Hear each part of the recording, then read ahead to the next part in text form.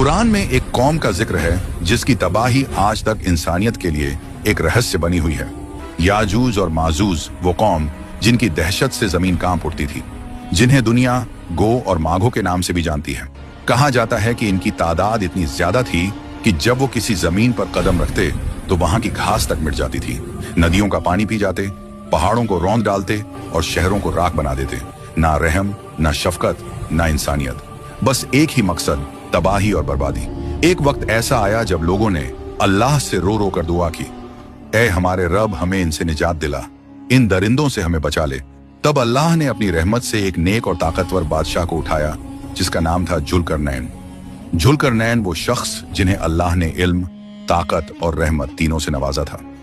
जुल्करनैन ने पूरी दुनिया का सफर किया और जब वह दो पहाड़ों के बीच पहुंचे तो वहां के लोगों ने कहा, ऐ जुल्करनैन, याजूज माजूज हमारे इलाके में हमला करते हैं और हमारी खेती, हमारी औलाद सब तबाह कर देते हैं।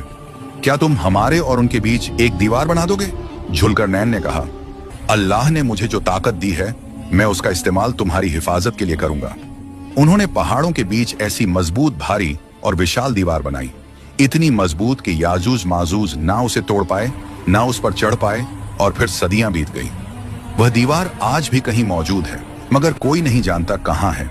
कुछ कहते हैं कि वह कॉकस पर्वतों के बीच है, कुछ कहते हैं तुर्किस्तान के पास है और कुछ इसे धरती की गहराई में छिपा मानते हैं। मगर इतना तय है, वो दिन आएगा जब यह दीवार टूट जाएगी और जब टूटेगी तो लोग डर से भागेंगे।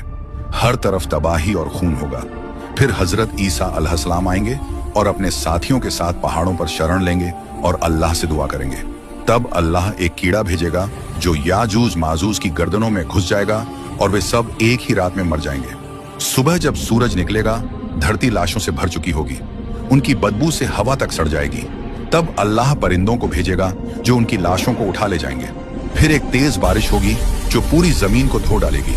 हवा साफ हो जाएगी और जमीन फिर से हरियाली से भर जाएगी। याजूज माजूज का यह वाकया कयामत की बड़ी निशानियों में से एक है और यह याद दिलाता है कि चाहे कोई कितनी भी ताकतवर क्यों ना हो, अल्लाह की कुदरत के आगे सब कमजोर है।